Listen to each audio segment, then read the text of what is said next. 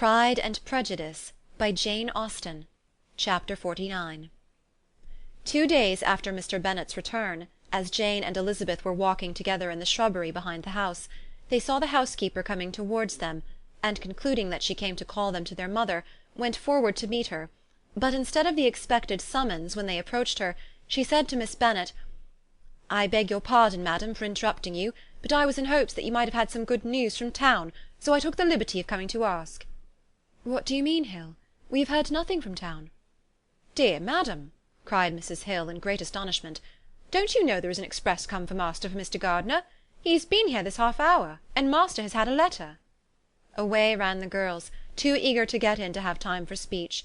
They ran through the vestibule into the breakfast-room, from thence to the library. Their father was in neither, and they were on the point of seeking him upstairs with their mother, when they were met by the butler, who said, "If you are looking for my master, ma'am, he is walking towards the little copse." Upon this information, they instantly passed through the hall once more, and ran across the lawn after their father, who was deliberately pursuing his way towards a small wood on one side of the paddock. Jane, who was not so light nor so much in the habit of running as Elizabeth, soon lagged behind, while her sister, panting for breath, came up with him and eagerly cried out, "Oh, papa, what news? What news? Have you heard from my uncle?" "Yes, I have had a letter from him by express." "Well, and what news does it bring, good or bad?" "What is there of good to be expected?" said he, taking the letter from his pocket. "But perhaps you would like to read it." Elizabeth impatiently caught it from his hand. Jane now came up. "Read it aloud," said their father, "for I hardly know myself what it is about." "Gracechurch Street, Monday, August 2nd. My dear brother, at last I am able to send you some tidings of my niece, and such as, upon the whole, I hope it will give you satisfaction. Soon after you left me on Saturday, I was fortunate enough to find out in what part of London they were. The particulars I reserve till we meet. It is enough to know they are discovered. I have seen them both." "Then it is as I always hoped," cried Jane. "They are married." Elizabeth read on. "I have seen them both. They are not married, nor can I find there was any intention of being so. But if you are willing to perform the engagements which I have ventured to make on your side, I hope it will not be long before they are. All that is required of you is, to assure to your daughter, by settlement, her equal share of the £5,000 secured among your children after the decease of yourself and my sister, and moreover to enter into an agreement of allowing her, during your life, £100 per annum. These are conditions which, considering everything, I had no hesitation in complying with, as far as I thought myself privileged, for you. I shall send this by express, that no time may be lost in bringing me your answer. You will easily comprehend from these particulars that Mr. Wickham's circumstances are not so hopeless as they are generally believed to be. The world has been deceived in that respect, and I am happy to say there will be some little money, even when all his debts are discharged, to settle on my niece, in addition to her own fortune. If, as I conclude will be the case, you send me full powers to act in your name throughout the whole of this business, I will immediately give directions to Haggerston for preparing a proper settlement. There will not be the smallest occasion for your coming to town again.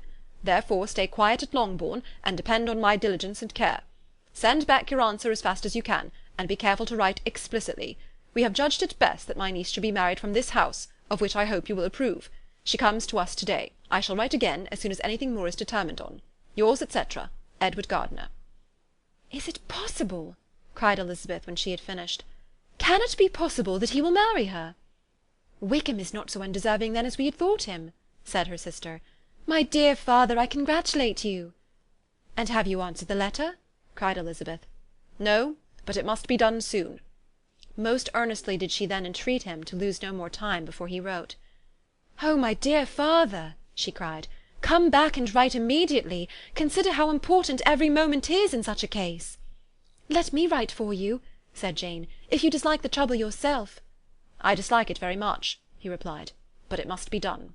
And so saying, he turned back with them and walked towards the house.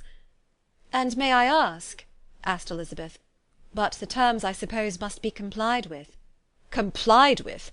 I am only ashamed of his asking so little." "And they must marry. Yet he is such a man." "Yes, yes, they must marry. There is nothing else to be done. But there are two things that I want very much to know. One is, how much money your uncle has laid down to bring it about, and the other, how am I ever to pay him?" "Money? My uncle?" cried Jane. "What do you mean, sir?" I mean that no man in his senses would marry Lydia on so slight a temptation as 100 a year during my life, and 50 after I am gone." "That is very true," said Elizabeth, "though it had not occurred to me before. His debts to be discharged, and something still to remain. Oh, it must be my uncle's doings. Generous, good man, I am afraid he has distressed himself. A small sum could not do all this." "No," said her father. "Wickham's a fool if he takes her with a farthing less than £10,000. I should be sorry to think so ill of him in the very beginning of our relationship." "£10,000! Heaven forbid! How is half such a sum to be repaid?" Mr. Bennet made no answer, and each of them, deep in thought, continued silent till they reached the house. Their father then went on to the library to walk, and the girls walked into the breakfast-room. "And they are really to be married!" cried Elizabeth, as soon as they were by themselves. "How strange this is! And for this we are to be thankful.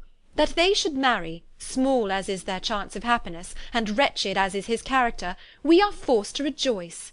Oh, Lydia!" "I comfort myself with thinking," replied Jane, "that he certainly would not marry Lydia if he had not a real regard for her.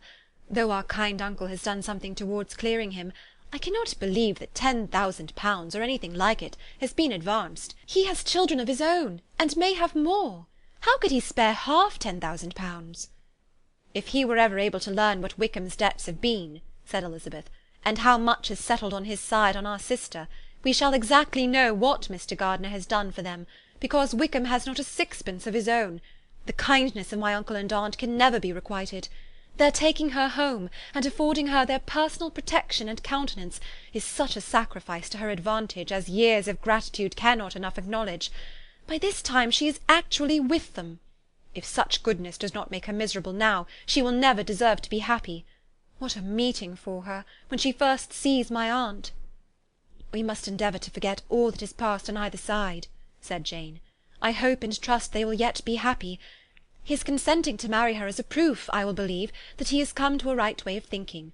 Their mutual affection will steady them, and I flatter myself they will settle so quietly, and live in so rational a manner, as may in time make their past imprudence forgotten."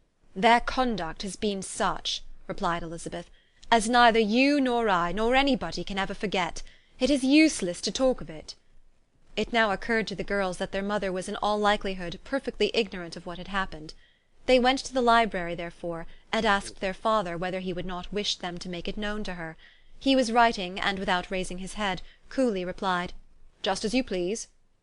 "May we take my uncle's letter to read to her?" "Take whatever you like, and get away." Elizabeth took the letter from his writing-table, and they went upstairs together. Mary and Kitty were both with Mrs. Bennet. One communication would, therefore, do for all. After a slight preparation for good news, the letter was read aloud. Mrs. Bennet could hardly contain herself. As soon as Jane had read Mr. Gardiner's hope of Lydia's being soon married, her joy burst forth, and every following sentence added to its exuberance. She was now in an irritation as violent from delight as she had ever been fidgety from alarm and vexation. To know that her daughter would be married was enough. She was disturbed by no fear for her felicity, nor humbled by any remembrance of her misconduct. "My dear, dear Lydia!" she cried. "This is delightful indeed. She will be married. I shall see her again. She will be married at 16. My good, kind brother! I knew how it would be. I knew he would manage everything. How I long to see her, and to see dear Wickham too! Oh, but the clothes, the wedding clothes! I will write to my sister Gardiner about them directly. Lizzie, my dear, run down to your father and ask him how much he will give her. Oh, stay, I will go myself. Ring the bell, Kitty, for Hill. I will put on my things in a moment. My dear, dear Lydia, how merry we shall be together when we meet!" Her eldest daughter endeavoured to give some relief to the violence of these transports by leading her thoughts to the obligations which Mr. Gardiner's behaviour laid them all under. "For we must attribute this happy conclusion," she added, "in a great measure to his kindness. We are persuaded that he has pledged himself to assist Mr. Wickham with money." "Well," cried her mother, "it is all very right. Who should do it but her own uncle?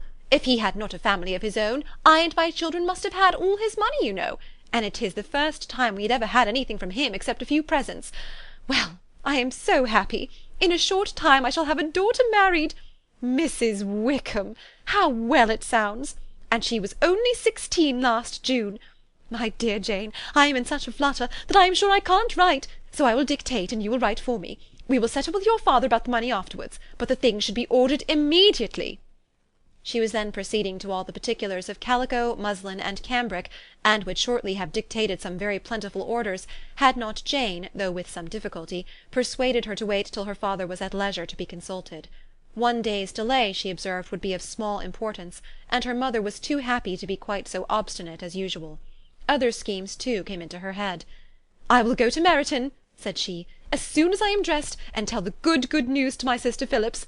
And as soon as I come back, I can call on Lady Lucas and Mrs. Long. Kitty, run down and order the carriage. An airing would do me a great deal of good, I am sure. Girls, can I do anything for you in Meryton?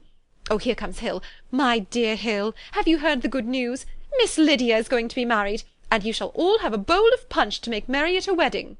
Mrs. Hill began instantly to express her joy. Elizabeth received her congratulations among the rest, and then, sick of this folly, took refuge in her own room, that she might think with freedom. Poor Lydia's situation must at best be bad enough, but that it was no worse she had need to be thankful. She felt it so, and though in looking forward neither rational happiness nor worldly prosperity could be justly expected for her sister, in looking back to what they had feared only 2 hours ago, she felt all the advantages of what they had gained. Chapter 49